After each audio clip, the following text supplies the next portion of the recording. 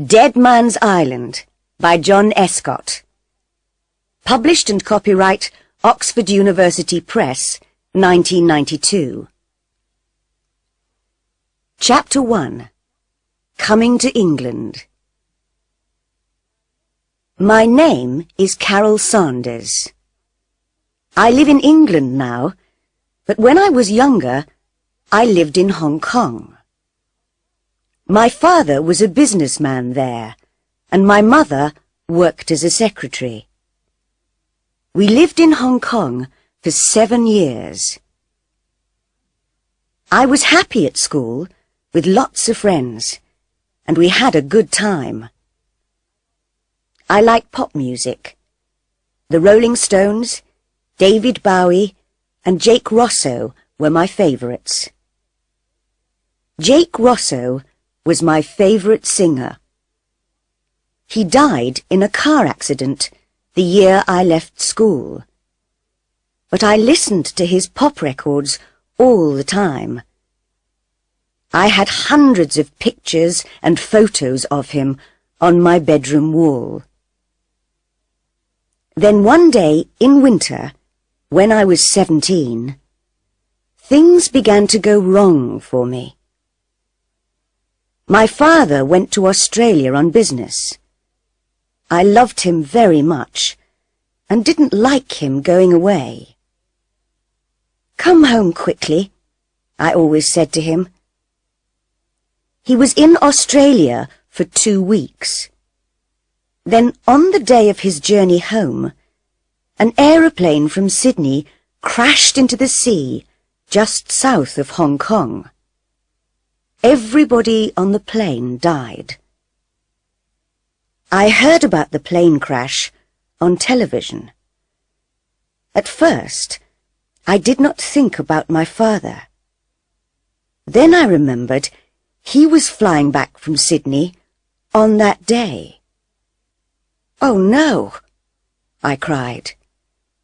I telephoned the airport, but they did not know the names of all the passengers then. Perhaps my father didn't get that plane, I thought. Oh, please, please. My mother was at work, and I called her on the telephone. She came home quickly, and we went to the airport and waited for news. Later, we learned my father was on the plane. "It's not true!" I shouted. But it was true, and I began to cry. I cried for weeks and weeks. I spent many days alone in my room. I was lonely and sad, and I wanted to die too. I stopped going out with my friends. I didn't want to see other people. I stopped listening to Jake Rosso's records and took his pictures off my bedroom wall. I didn't listen to music or watch television. Nothing mattered anymore. Then I stopped crying. I stopped feeling sad and began to feel angry. Why did it happen to him? I asked my mother. Why do the best people die? Jake Rosso, my father. I don't know, Carol, my mother said. She was unhappy too. At the time of the plane crash, I was a student at college. I enjoyed the work and college life very much. But after my father's death, I stopped doing my work at the college. I began to go out with some new friends. They were different from my other friends, and my mother didn't like them. "They're bad people, Carol," she told me. "They do dangerous things." "They're exciting," I said, "and I like them." I knew she was angry, but I didn't care. But then I learned my new friends took drugs, and I began to take drugs too. It was wrong and stupid. I know that now. But I was unhappy and angry. The police came to the college to arrest some of the students. They didn't arrest me, but I had to leave the college. It was a bad time. My mother was very unhappy with me. "What am I going to do with you, Carol?" she said. "I'm sorry," I told her. "We'll go back to England," she said. "You can find a college there. Perhaps you can be happier in England." "All right," I said.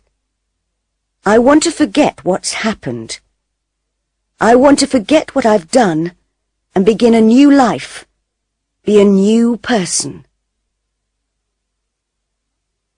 A month later, we came back to England. We lived in London, in a hotel. It was strange at first, with all the red buses and everybody speaking English. It was the beginning of the summer, 3 months before college began in the autumn. London was full of tourists. We looked at all the famous buildings, Buckingham Palace, the Tower of London, and we went to restaurants and theatres in the evenings. It was interesting and exciting, and I began to forget the bad times in Hong Kong. "I'm pleased we came to London," I told my mother. But after a few weeks, she said, "You need to find a college, Carol. You must go on studying. And I need a job." That evening, we looked in the newspapers. "What about this?" I said. I showed my mother a job in the newspaper. "Secretary, for the summer months, on a small private island in Scotland. Live with the family in a big house. Interesting work and good pay for the right person. Phone Greta Ross, telephone number 071. "Well, that sounds interesting," said my mother. "I'd like to work as a secretary on an island in Scotland. It's a beautiful country, Carol, and you can go to college there in the autumn." "And it's a place to live for the summer," I said. "Hotels are expensive." My mother telephoned Greta Ross. "Come and see me tomorrow," Greta Ross told her. "Come to the Savoy Hotel at 11 o'clock. I went to the Savoy Hotel with my mother. It was big and expensive, bigger than our hotel, and in the centre of London. Mum needs this job, I thought, and a private island in Scotland is a nice place to live. Perhaps I can forget what's happened if I go there. "Room 22, said the woman at the hotel desk. "Go on up. Mrs. Ross will see you now." Greta Ross was waiting for us. She was about 30 years old and very beautiful. She wore an expensive red dress, and her hair was very long and dark. "This is my daughter Carol," said my mother. "Hello, Carol," said Greta Ross. "Hello," I said. "Carol is 18 years old," said my mother. "Can she come with me if I get the job? Perhaps she can help in the house or in the gardens. She likes gardening. She's studying farming at college." "Perhaps," said Greta Ross. "There's a small farm on the island." "I'd like to work on the farm," I said. Greta Ross looked at my mother. How long did you live in Hong Kong, Mrs. Sanders? 7 years, answered my mother. My husband died in a plane crash last year, so we've come back to live in England. Where did you live before Hong Kong? We lived in India for 3 years.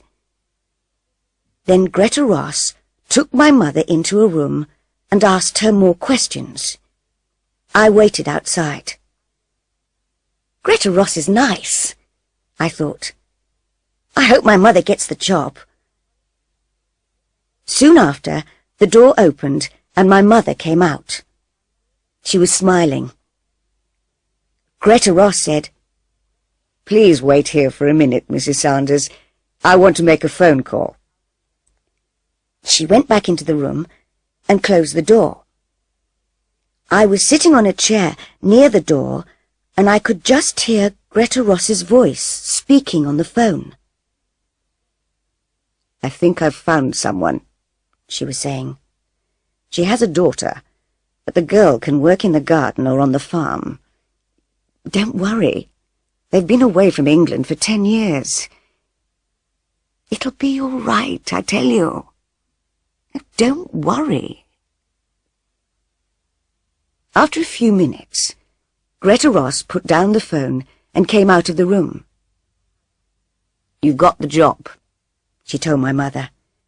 My mother was pleased. "Thank you," she replied. I was pleased too, but now I was worried about that phone call. I didn't understand it. Chapter 2. The Island. We went to Scotland the next day, first by plane, then by train. Greta Ross travelled with us. I looked out of the train window and saw fields and villages and mountains. Mum is right, I thought. Scotland is a very beautiful place. "You're going to be my husband's secretary," Greta Ross told my mother. "He's a businessman, but he never leaves the island. He does all his work by telephone and letter and computer. He invests money in companies all over the world." "Do many people live on the island?" I asked. "Not many," said Greta Ross. "You'll meet them soon." Greta Ross is young, I thought. Is her husband young too? How can a young man buy an island? Is he very rich? After the train, we went on Mr. Ross's boat, which took us out to the island.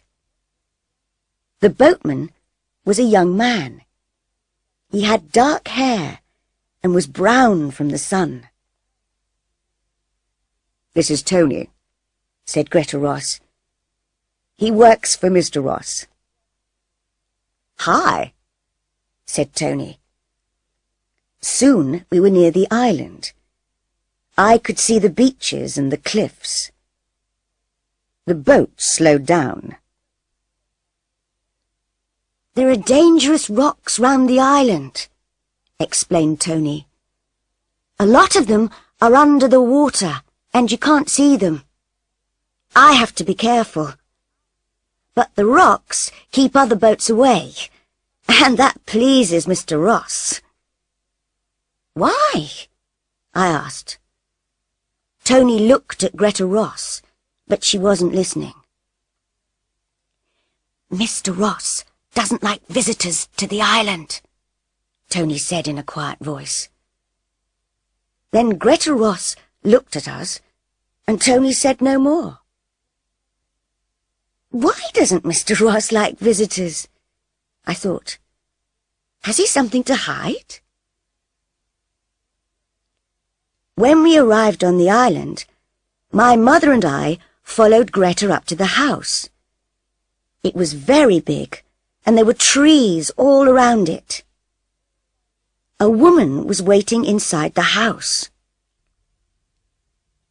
"This is Mrs. Duncan," Tony's mother," said Greta. "She's the housekeeper, and her husband is the gardener. Mrs. Duncan will take you up to your rooms. I'm going to tell Mr. Ross you've arrived." The housekeeper was a little woman with short hair. She went up the stairs, and my mother and I went after her. My room was next to my mother's. I looked out of the window and saw the gardens at the back of the house. A man was working in the garden near some trees. "Is that Mr. Duncan?" I thought. I looked between the trees and saw the sea. It's a beautiful house and a beautiful island. That evening, we had dinner with Mr. and Mrs. Duncan and Tony. We ate in the big kitchen. "What happened to Mr. Ross's last secretary?" asked my mother. "She's in hospital," replied Mrs. Duncan. "She's going to be away all summer." "Isn't Mrs. Ross lonely here?" I said. "No," said Mrs. Duncan. "She likes painting a lot. She has a room upstairs and goes there to paint. She's very good. Sometimes she goes to different places on the island to paint pictures." We finished eating our meal. Soon after, Greta Ross came into the kitchen. "Mr. Ross wants to see you and your daughter now, Mrs. Saunders," she said. "Follow me, please." We followed her through the house and into a big room. This was Mr. Ross's office, and he was sitting behind a desk. I was surprised. He was a young man, about 30. He had a moustache, short dark hair, and he wore glasses. Mr. Ross was speaking into the telephone. "Who does he look like?" I thought. "Is it Tony Duncan?" "Mr. Ross is talking to a business friend in New York," said Greta. "Please sit down." While we waited, I looked around the office. There were 3 telephones, a computer, and lots of books and papers. There was another door, and I could see a smaller room next to the office. There was a smaller desk and another computer in there. Mr. Ross finished speaking on the phone, then looked carefully at my mother and me. For a few seconds, he didn't speak, and just watched us. Then he said, "I'm pleased to meet you, Mrs. Saunders. I need some help with my work. My secretary is in hospital, and there's a lot of work to do. Sometimes you'll have to work late at night because of time differences in New York and Tokyo. Is that all right?" "Yes, that's all right," said my mother. "Can you use a computer?" "Yes." "Good." He looked at me. "Is this your daughter?" "Yes, this is Carol," said my mother. "Hello," I said. "Greta says you like gardening. There's a big garden here, so you can help Mr. Duncan. And there's a farm. Dan and Stella Parks live in the farmhouse and work on the farm. You can help them too. We have some animals. Some sheep, a few cows, and chickens. And there's a horse called Smoke. He's grey, like his name. Can you ride?" "Yes," I said. "I can ride a horse." "You can ride Smoke around the island, if you like." "I'd like that," I said. "Thank you." "And we grow vegetables and fruit," he said. I work on the farm sometimes. I enjoy it." I smiled at him, but he didn't smile back. "Carol will enjoy working on the farm," said my mother. "Won't you, Carol?" "Yes," I said. Mr. Ross looks sad, I thought. But how did he get all his money? And why does he hide away on an island? Chapter 3. The Photograph. I worked in the garden for the first 2 days. The weather was hot and sunny. I liked working with Mr. Duncan, and he was pleased with my work. "You're a good gardener," he said. "I've always liked gardening," I said, "but I'm studying at college to be a farmer." Sometimes I saw Greta Ross. She likes to be alone, I thought. Once or twice I saw Greta go out with her painting things. She went up on the hills or down to the beach. Mr. Duncan took me to the farm, and I met Dan and Stella Parks. They were very friendly. "You can work on the farm for the next 3 days," said Dan Parks. "Mr. Duncan says you're a good gardener. Are you a good farmer too?" I smiled at him. "I am," I said. He smiled back. So I worked on the farm with Mr. and Mrs. Parks. They were nice people. I helped with the cows and the chickens and went up on the hills with Mr. Parks and his dog to look at the sheep. One afternoon, I went out riding.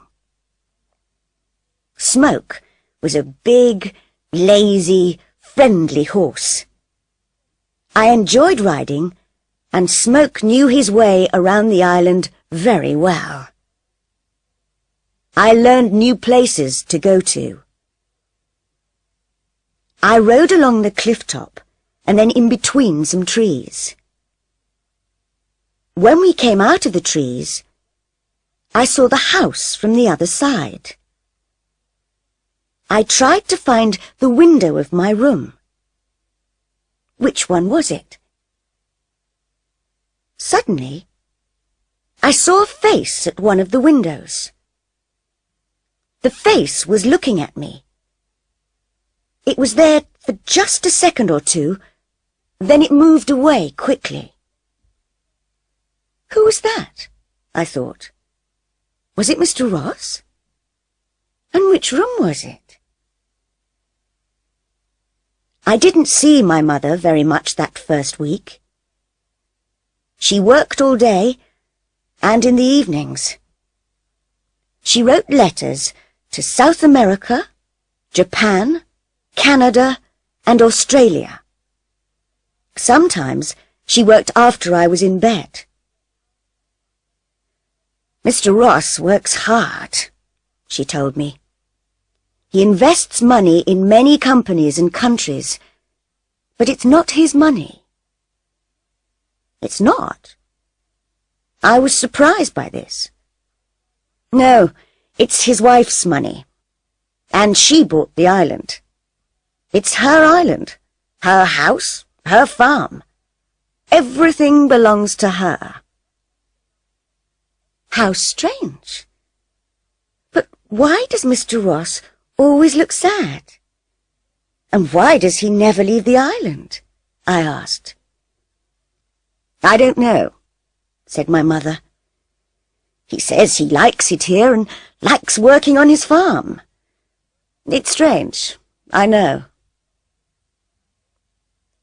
Sometimes, when I finished work, I walked along the beaches or the cliffs, or I went swimming in the sea. I liked swimming. Greta Ross often came to the beach to swim, but Mr. Ross never came. "Stay away from the rocks, Carol," Greta Ross told me. "They're very dangerous." "I will," I said. Sometimes I took my camera to the beach and took photographs of some of the boats that went by. I took photographs of the birds on the cliffs. There were other small islands near our island, and boats with tourists stopped at them. But no boats stopped at our island. They kept away from the dangerous rocks. Tony was right. The island did not have visitors. One day, I was walking back to the house and had my camera with me. I stopped and looked at the big house. Mr. Duncan was working in the garden in front of it. At first, he didn't see me. "I'm going to take a photograph of the house," I thought. "The sun is in just the right place, and it will make a good picture." I looked at the building through my camera and took the photograph. Mr. Ross was coming out of a door. He was in my picture too, and he looked angry. "It's all right," I thought. "It's still a good photograph." But Mr. Duncan was running across the grass. He came quickly up to me and said, "Give me your camera." He looked very worried. "What's wrong?" I asked in surprise. I gave him the camera. "Never take photographs of Mr. Ross," he said. And then he opened the back of my camera and took out the film. "Hey, what are you doing?" I said. "You'll spoil my film." But he didn't stop. "Sorry," he said, and he put the film into his pocket. "But no pictures of Mr. Ross. He doesn't like people to take pictures of him." Mr. Ross was watching us.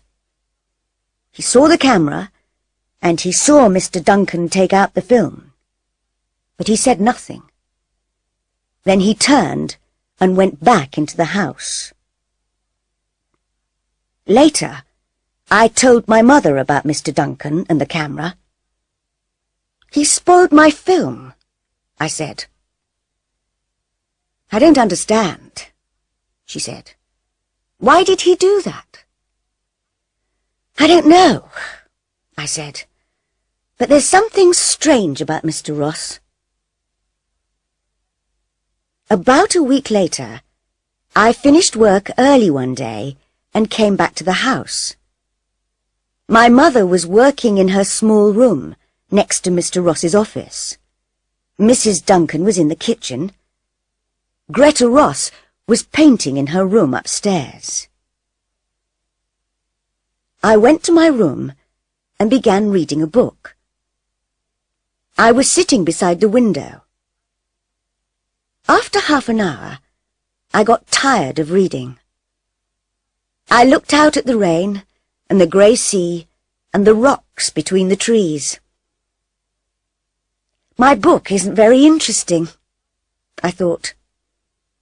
I got up and went out of my room. I walked along the passage and turned a corner.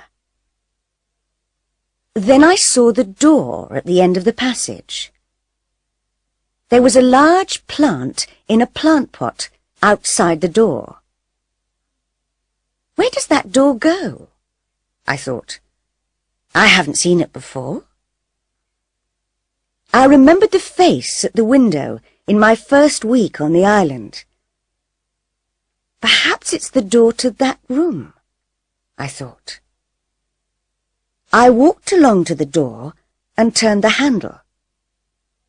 The door didn't move. It was locked. "What are you doing?" said a voice behind me. I turned round quickly and saw Greta Ross. She looked angry. "That room is private," she said. "I'm sorry," I said. "I didn't—" "Stay away from there," she told me. I told my mother about the locked door. "What's behind it?" I said. "Is it a secret?" "I don't know," said my mother. "It doesn't matter. Mr. Ross can have locked rooms if he wants them." "I think he does have secrets," I said. "There's something strange about him. There's something strange about this island. Somebody isn't telling us something. Something important." My mother laughed. "Stop playing detective, Carol," she said. Chapter 4. The Locked Room. 2 days later, there was a storm in the middle of the night. I was hot and I couldn't sleep. I got out of bed, went across to the window, and looked out at the night. Black clouds hurried across the sky, and the trees moved wildly in the wind. The rain made a loud noise on the window. I opened my window and put my head out into the wind and the rain. I looked at the other windows in the house. Most of them were dark, but one window had a light in it. "Somebody isn't sleeping," I thought. "Which room is that?" There were 6 windows between my window and the room with the light. "And there are 6 doors between my room and the locked door," I thought. "That light is in the locked room.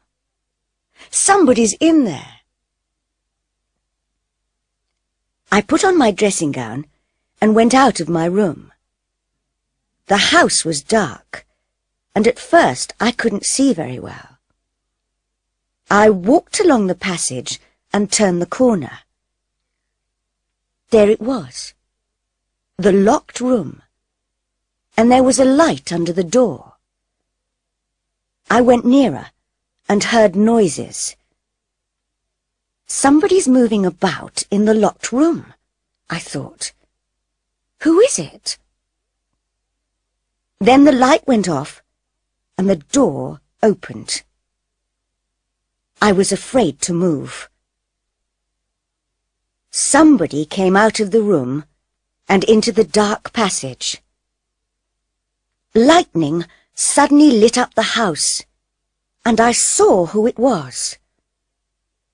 "It's Mr. Ross," I thought. What was he doing in that room in the middle of the night? I didn't move, and he didn't see me. He locked the door of the room carefully. He didn't put the key in his pocket, but hid it in the plant pot next to the door. "He's coming along here," I thought. "I must get back to my room." And I ran back along the passage. Mr. Ross heard me. "Who's that?" he called. I didn't answer, but ran into my room and closed the door. He came along the passage and stopped outside my door. Then he walked past and went on down the stairs. I took off my dressing gown and went back to bed. I was shaking because I was afraid.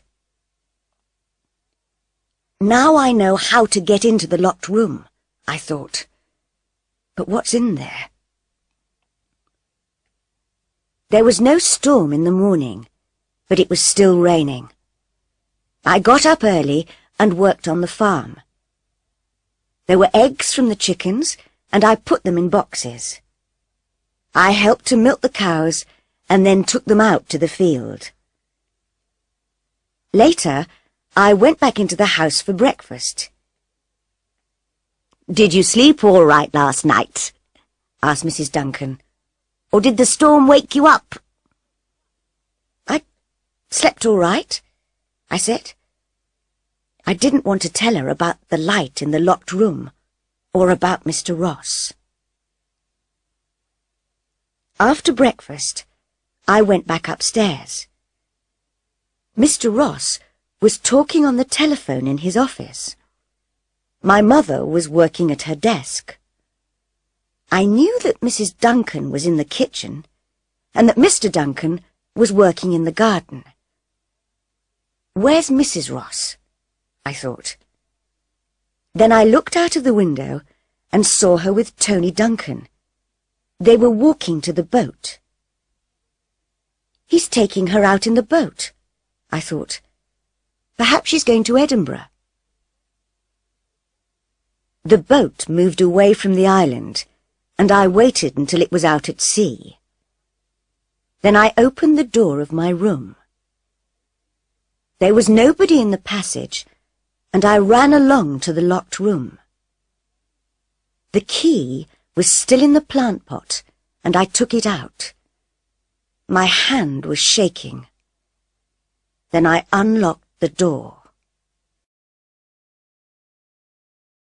Chapter 5. A Dead Man. I went into the room, and I was very surprised. The room was full of strange things. Coloured shirts and suits. 3 guitars.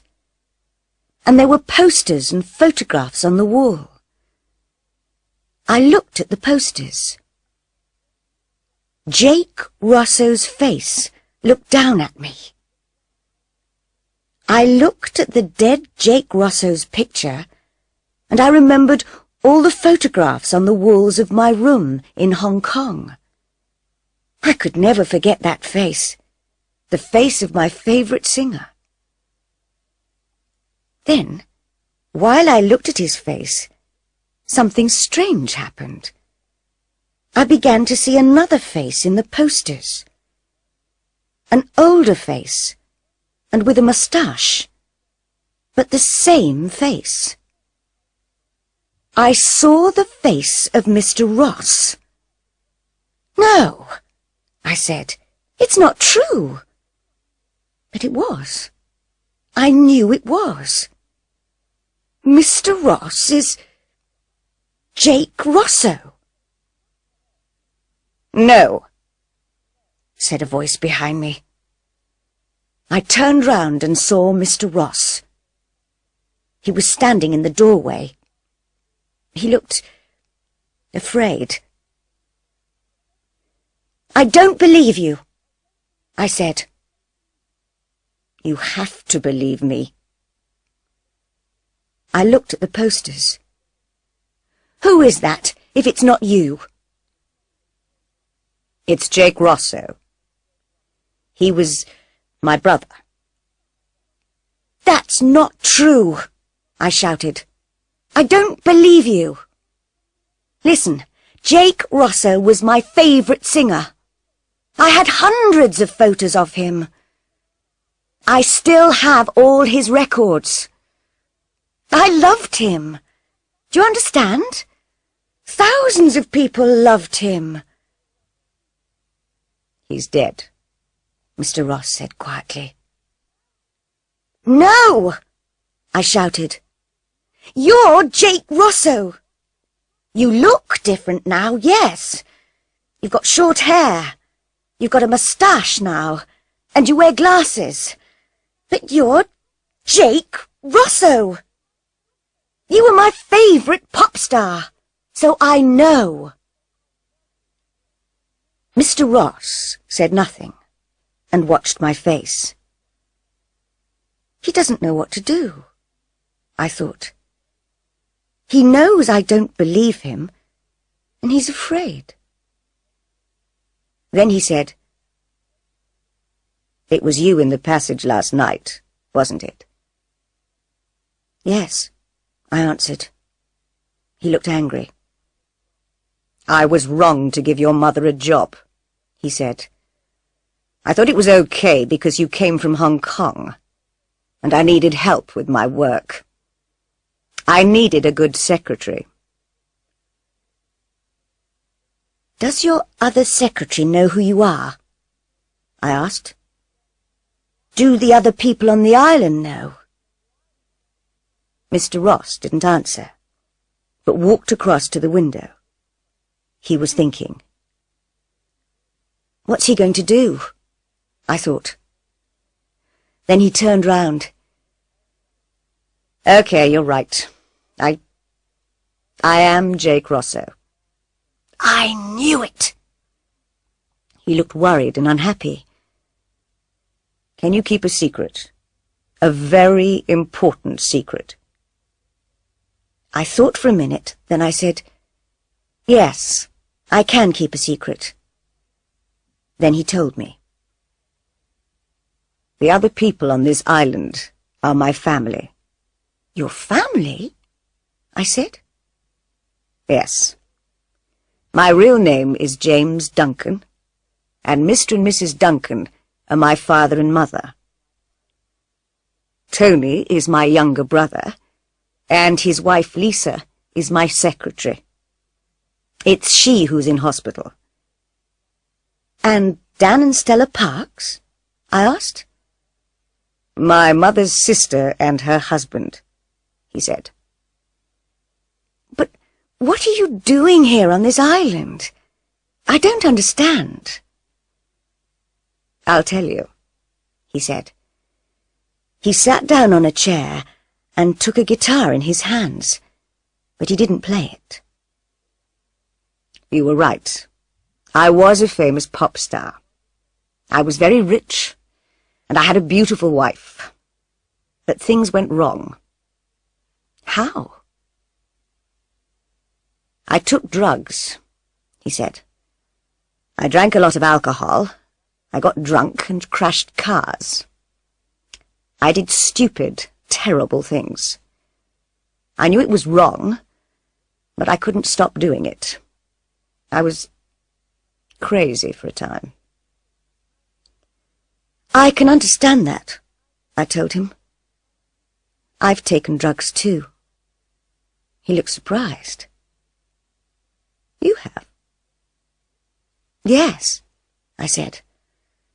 After my father died, I was very unhappy, and things went wrong for me too. But go on with your story. He went on. One night, I was driving my car. I was drunk. And I hit somebody. A young girl. She died. I killed her. Oh, no. Yes, he said. She was 15 years old. I wanted to die too. The money didn't matter anymore. Nothing mattered anymore. What did you do after the accident? I asked. I drove on in the car. I didn't stop, and I didn't tell the police. I had killed someone, and I was afraid. He looked afraid now. He put the guitar down and went on with his story. So I made a plan. Jake Rosso had to die too.